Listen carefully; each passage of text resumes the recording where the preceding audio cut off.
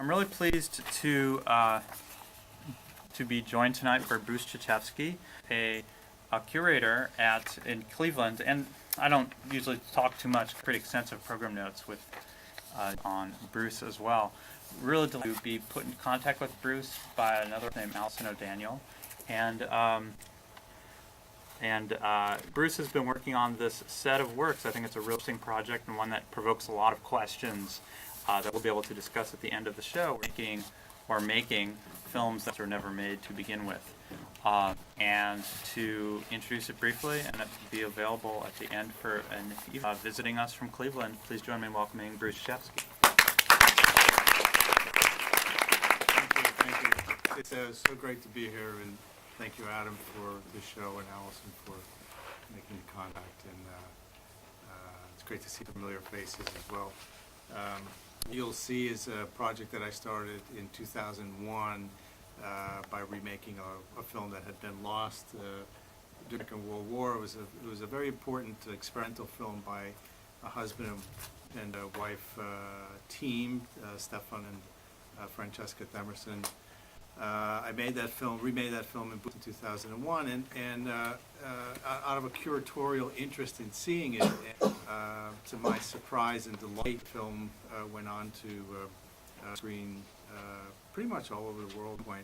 And as a result, I started to get scripts, and people were sending me materials about other lost films. So since then, I've made 8 or 9. I think we'll look at eight of those tonight, and they're generally short, anywhere from 5 minutes. The longest film is 22 minutes, which was done in 2005. It's really one of my favorites. It was based on a diary that was found in an insane asylum in Krakow in 1943, and it really kind of talks about the atrocities of the Second World War. The script was written by experimental filmmaker Andrzej Pawlowski, who submitted it in 1953, but it was consequently made, I think, because the material was still pretty raw. And I'll have a chance to talk about any of those films after the screening, but do please enjoy it, and I look forward to a conversation afterwards. And I spent the afternoon at the Mike Kelly show, which was just amazing. If you haven't seen it, I think highly recommend that. So enjoy. So the first piece of the evening, Pharmacy, Right. is one we've screened before. As part of a touring program of Polish experimental animation, I believe it was. And of course, in that context, something like this, it was just sort of accepted as like, you could sort of comprehend the film like that they had made at that time by seeing this, which raises, of course, the interesting question about like authenticity and the touch of the artist being required or not required in the work. And I think this is one question which I think is raised by your project, and I wanted to see about your thoughts on that and about the distance between what you're making and just what the authentic film might have been, or what becomes authentic. Yeah. So the question is, who's the author, or where is the author, right? I think that I make no claims to. These aren't reconstructions. Everything that's filmed is filmed from the original. I don't use film stills from. I don't incorporate film stills from previous films into the film. I'll remake that shot, but everything I do is authentic. So in a sense, they are my films, and I make no claim about that. They're based on films that have been lost, in some cases have never been made in the first place. So there's a duality there that I could use their material in a sense, their concept, but then I'm interpreting it to make my own film. And the fact that the film doesn't exist, I can use to my advantage, because then there's really nothing to compare it to, in a sense. Other works, for Maya Deren, for example, there's a whole series of films to compare her films with. The Themersons, there are 3 surviving films, so that there are other films to compare those films to stylistically. and conceptually as well.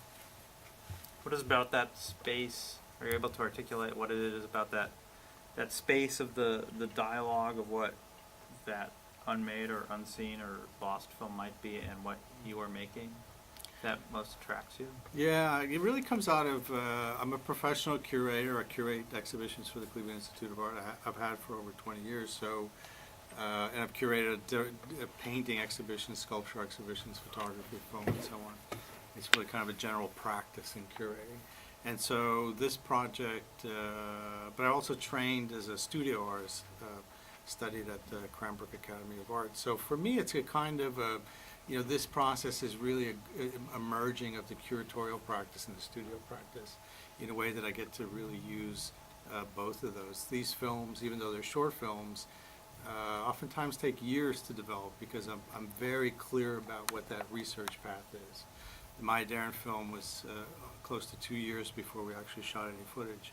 And so I'm really researching every piece of material that's available to these films because on the one hand there is a level of authenticity that I'm after, but on another level that I really need to know who these filmmakers are as artists so that I can become them in a sense and really make their film based on who they were in my studio practice. So a lot of the films are shot on, at least the earlier films, film that would have been available at the time, 35 millimeter film. The Pharmacy film was shot on a 1930s French animation camera.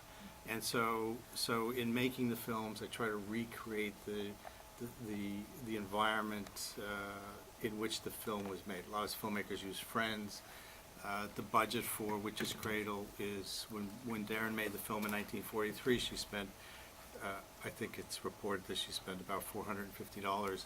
That was, if you take that and you make it into today's, that was the budget for the film. So that sets up these kind of interesting parameters that help me to kind of work through the process of making the film. Well, why do you think the film's called to be made or to be remade? Well, I mean, nobody's calling me to remake them. Not so, call, yeah. but What is no, the I call in understand. yourself? It is this process.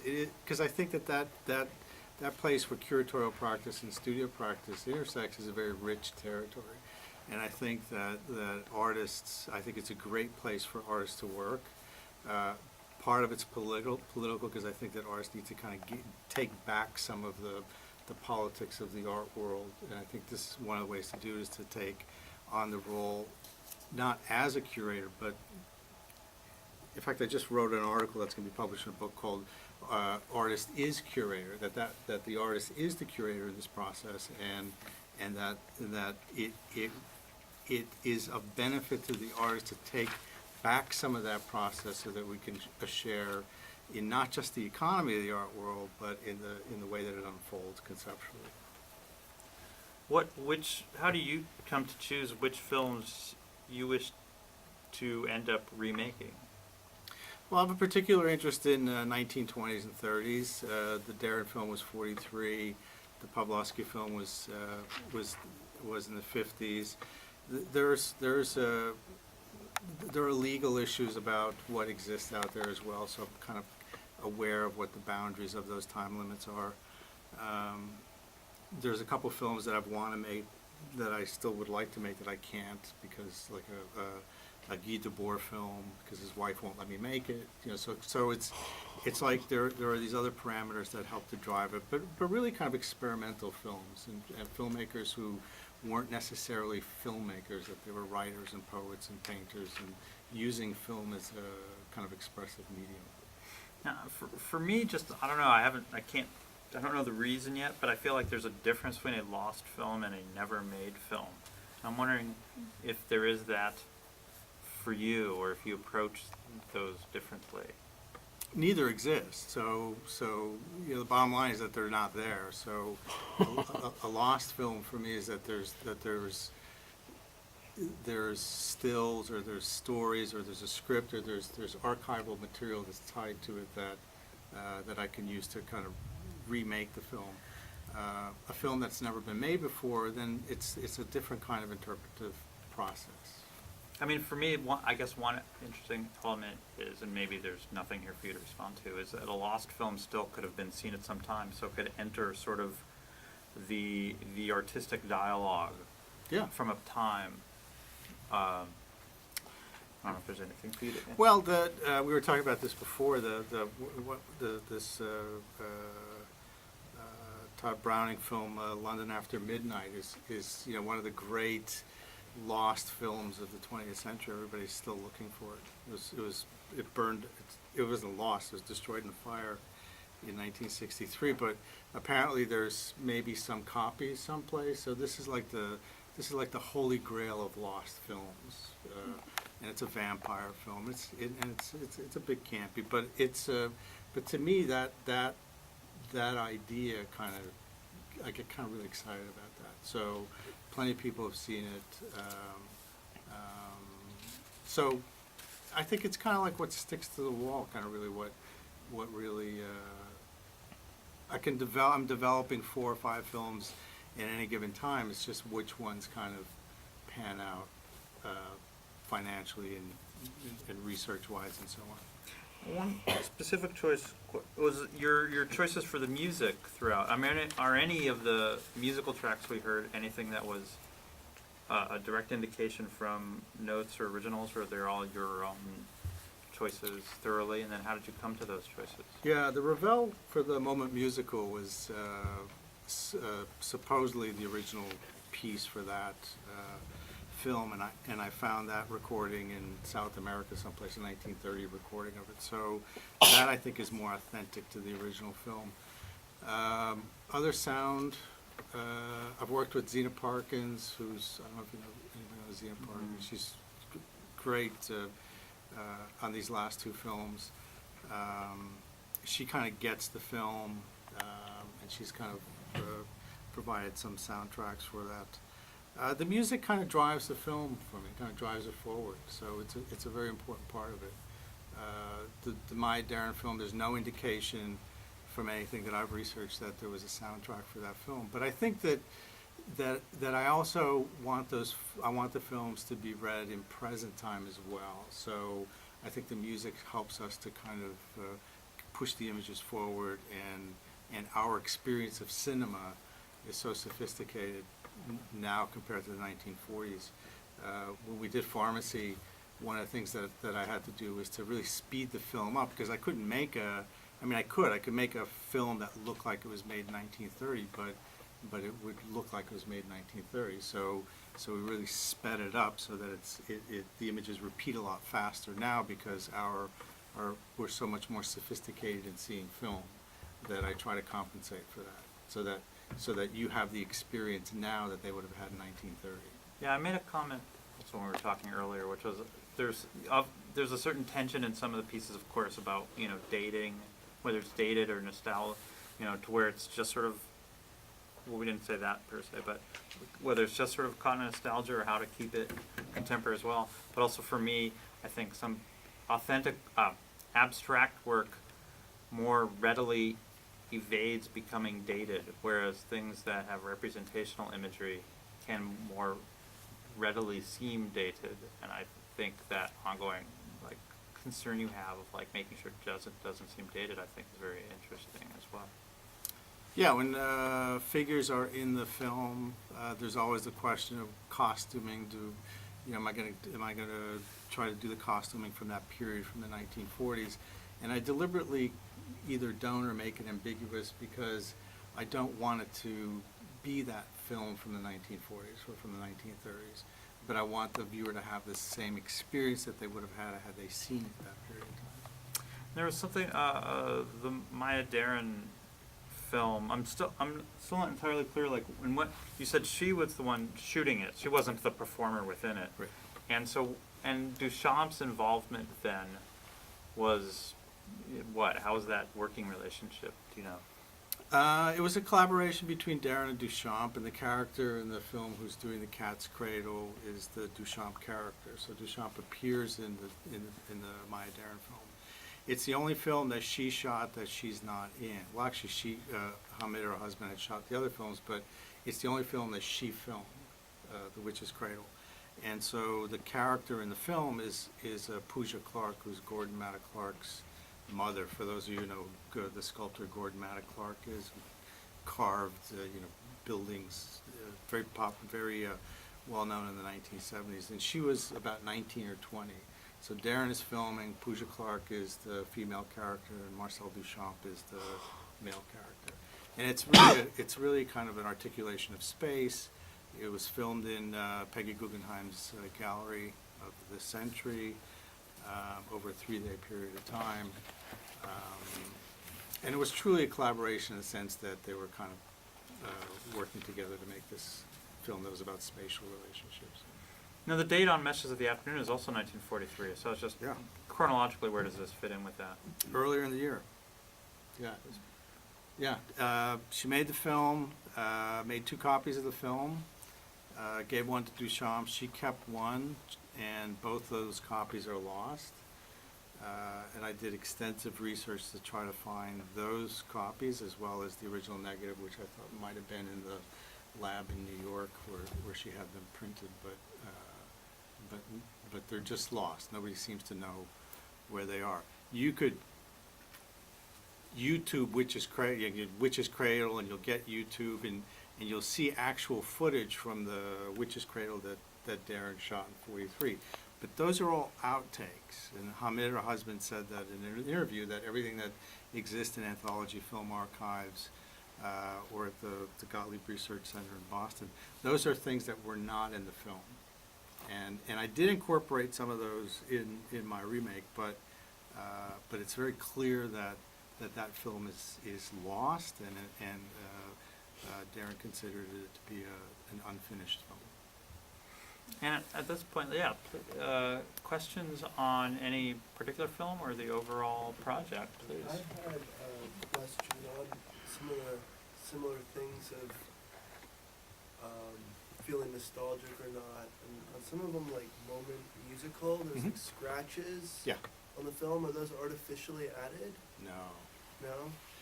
No, funny story. What I love about filmmaking is that you can never really, it's like this open-ended process, and I think if you're open to the process, a lot of things can happen. My cinematographer friend, Robert Banks, and we shot it on 16 millimeter.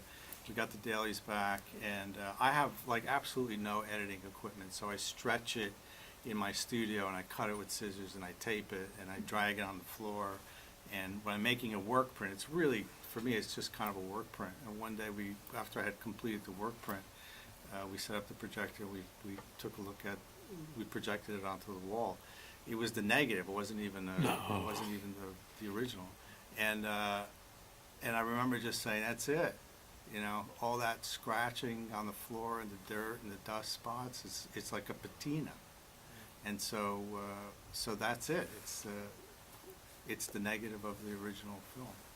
And it looks like, so no, it's not artificially there. It's part of the process. But I like it because it looks like it was found in somebody's closet or somebody's basement. And next, please. Yeah, I had a question.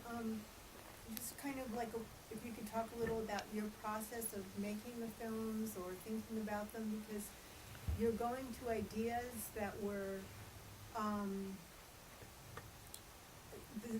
about a time when cinematic language was still being, discovered and made, and the tropes of surrealism had, a different kind of impact than they have today.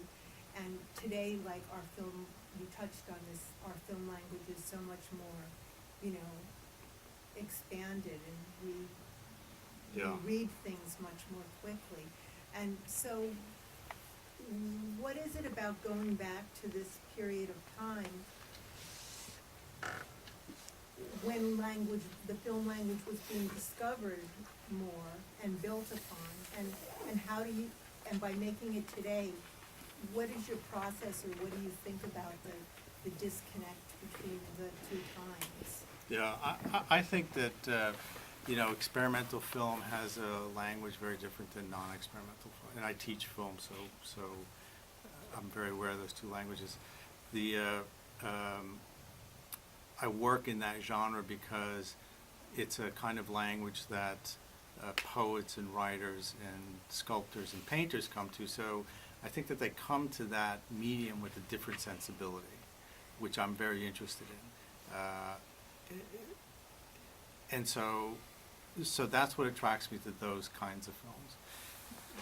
My process is very, very detailed. I mean, I spend years researching films. And again, Maya Daren's a great example because he just finished that in December. I spent 2 years reading everything everything that was written by her in her archives. Anything I could find that was written about her films. I've watched her films in New York, and then I studied the Kabbalah because she was very interested in the Kabbalah, and she was very interested in Haitian voodoo. And so I found the high priestess of Haitian voodoo in the United States, Sally Ann Glassman. She was originally from Vermont, and she has a practice in New Orleans. And last year, she conducted a ceremony, a Haitian ritual ceremony, and I met Maya Daren in that ritual.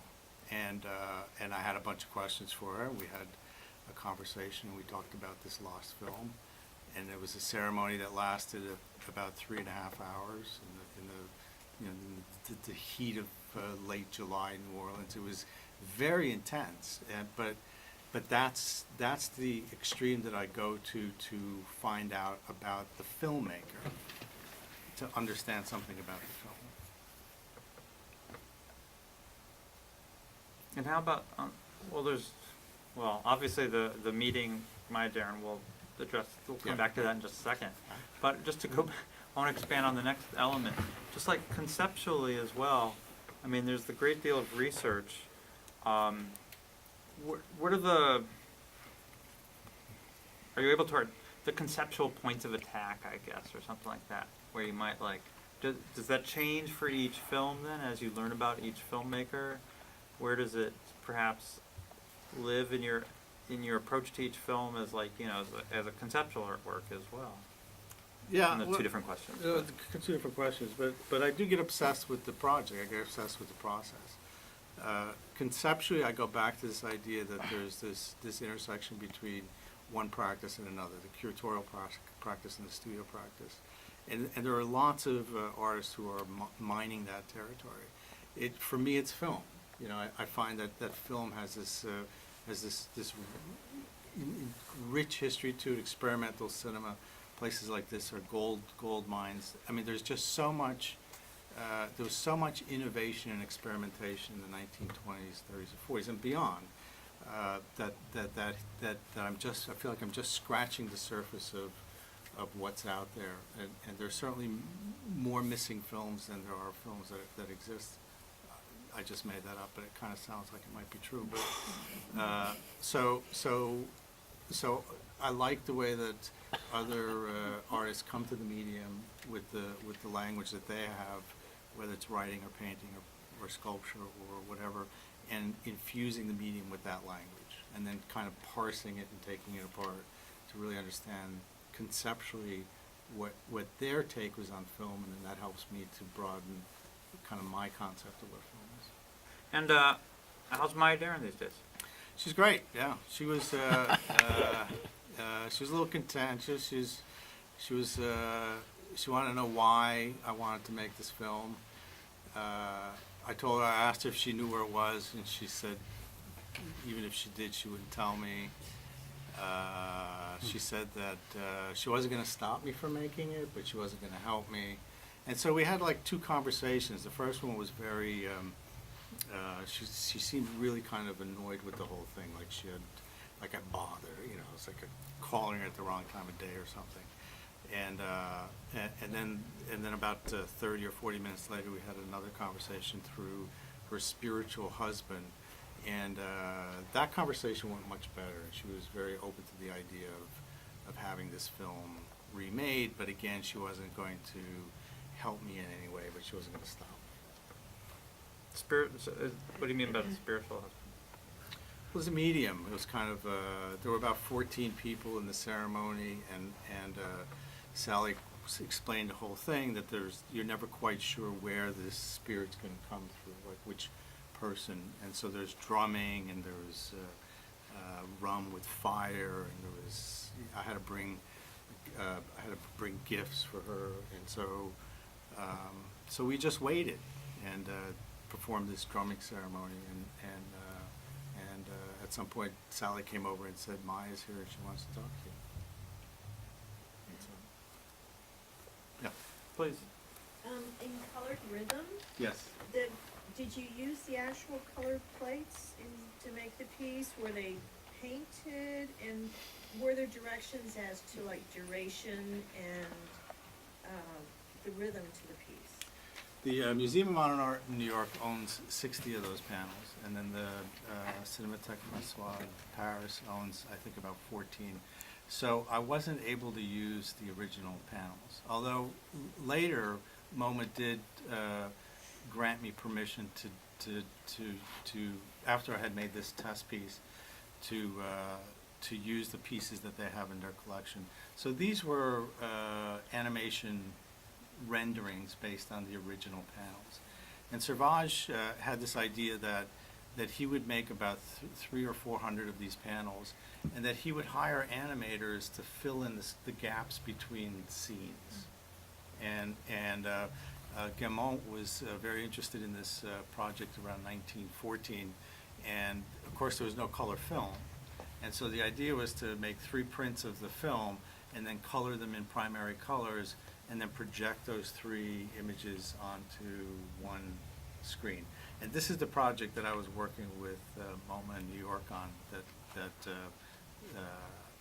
It's still up in the air, but we haven't really been able to do it. And the idea would be to create an installation where there'd be 3 35mm projectors, primary colors, and these 40 or 50 panels that they own rendered, and to create this animation. And is the rhythm, did you create that, or were there instructions? The only instructions he left was that animators would fill in the gap between the transition from one image to the next. So the animators that I hired kind of made up that rhythm in between. Is the order of the panels now? These are based on the 14 panels in Paris, and they are sequenced. So this is really the original sequence according to Servage. Although the transitions and the transitions weren't that radical, so you can, it wasn't hard to get from one panel to the next, animation-wise. Yes. Two-part question. Okay, yeah, please, and then Kate. All of these films provide background and their origins and sources, except for Tarek. What's the story behind that one? And who provided the score? That's a great question. The score was a group of musicians from Baltimore who were commissioned by Hall Walls commissioned me to work with this group of, I want to say Red Lantern, but I'm not sure if that's the musicians. So they commissioned me to do a film in combination with the musicians in Baltimore, and then it premiered in New York. And so the recording, it's a live recording. It was a live recording with the film. So it doesn't have the same context as the other films. And what's the origin for Tarek as well? It's I used to make Pharmacy and Moment Musical. The Themersons had designed what they called was a trick table with a camera underneath, lights on top, and they recorded shadows. And so I used that same device that the Themersons had designed to make Tarek. And was it emulating a particular lost film? No. Okay. No, it isn't. It's a little bit out of the sequence. Okay. Is medium a factor for you? Did you make film prints of the earlier work? Yeah, the Pharmacy was shot 35, Woman in Circles was shot 35, Bella was shot 35, Moment Musical was shot 16. Up till about a year ago, I tried to use like I said before, the equipment of that period and the film of that period. And my first attempt at the Maya Deren film was on 16, because she shot her film on 16. But it's so hard, it took it took almost 5 weeks to get like 2 rolls of 16mm film back, because there's very few places I use a lab in Boulder, Colorado, very few places that are processing film, and it wasn't working for me that way. I had to hire actresses and actors, and I just can't wait 5 weeks to get a roll of 16mm back. So we shot that on HD. But it raises a question, and in the Pavlovsky film that was written in 56, I took a leap of, he shot all his films on film, on 16 and 35. But I believe that had he filmed that, had he been alive, had the technology been there, he would have used whatever the most current technology was, because that's the kind of filmmaker he was. He was interested in experimenting with the technology. So I shot that on HD, although every indication would have been that he probably would have shot it on film, unless HD was available. But your exhibition formats have always been digital. No, it just depends. You know, the Bella film is on a projector in Budapest till October. Some places can show prints. I mean, the first 2 tonight were on 35 Yeah. millimeter. Yeah. I think when I started out, I had really thought that I wanted to show these on the original format. But if you want people to see your work, you have to make it accessible to the technology that's out there. And things get lost in translation. You know, quality varies, but that's just the shit you got to deal with to get the work out there these days. And so I've just to come terms with that it's better that people see the work in whatever format I can get it out. And my preferred projecting is in the original format, but that's not always possible. One question I had was the person who wrote the scenario, we'll say, for Bella, Yeah. Garrow? Garrow, right. And you say he disappeared. Is that like in World War II, perhaps, or what? No, he was considered the first independent Hungarian filmmaker. He did do a few short films. He was, for political reasons, he was put into a psychiatric hospital in the late 1920s, and all traces of him were lost. And he was, nobody knows what happened to him after 1929. Any other questions from anyone on any context? All right. Well. Great. Well, thank you so much. Did you have one more? Yeah. Did you have one more? Yeah, I was wondering if you could describe a little more your references to planets and sort of spatial relationships, and just like this sense of orbit that comes through in a lot of the different gestures. Yeah, no, I think in A Woman in Circles, I mean, obviously they're not heavy. It's not magic. It's strings and illusions, and that's film in the 1920s and 30s. There was a lot of manipulation, but at the same time, the vaudevillian character of theater kind of still had a strong impact in film as well.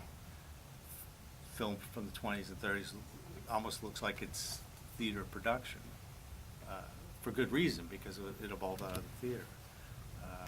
So does that answer? Yeah. Yeah. In the back? Has Maya Deren seen this film? She has, but I sent a copy to Sally Glassman in New Orleans, so I'm not sure if she passed it along. I hope she has. I'm still here, so I guess, you know. And you had one more? Can you talk about Guy Debord's wife and the movie yeah, that you're yeah, trying yeah. to make?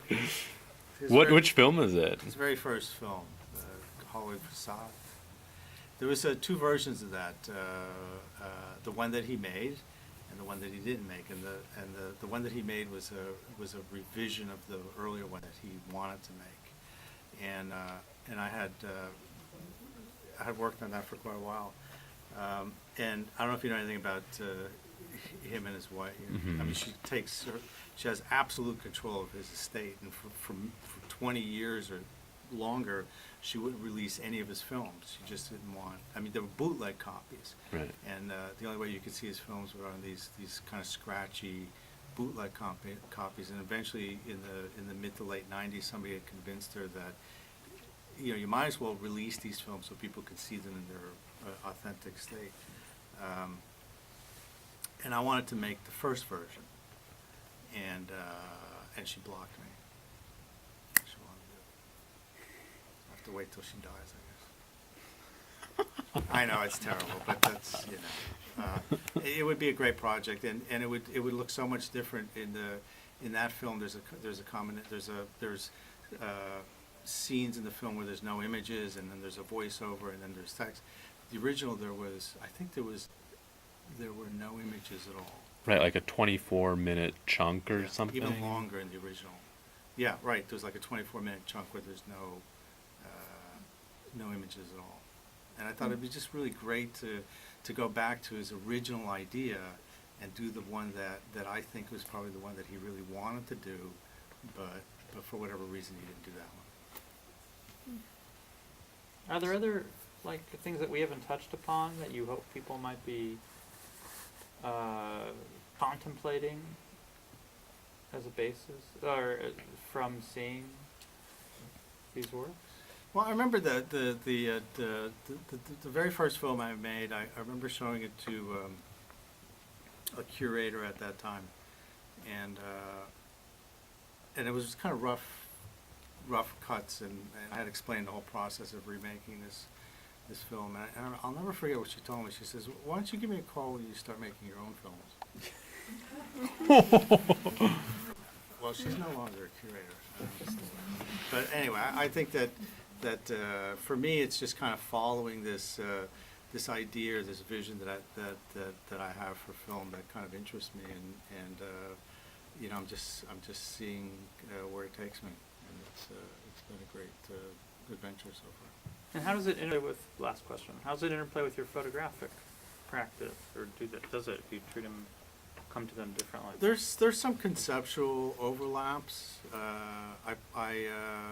In my photographic practice, I use a scanner as a modified field camera and take it out into the environment. And I've been those images have been very successful. So I've been able to use the photographs to fund the films. And so that's been the biggest plus of those two. All right. Well, I want to thank you very much for joining us tonight, and for giving us a chance to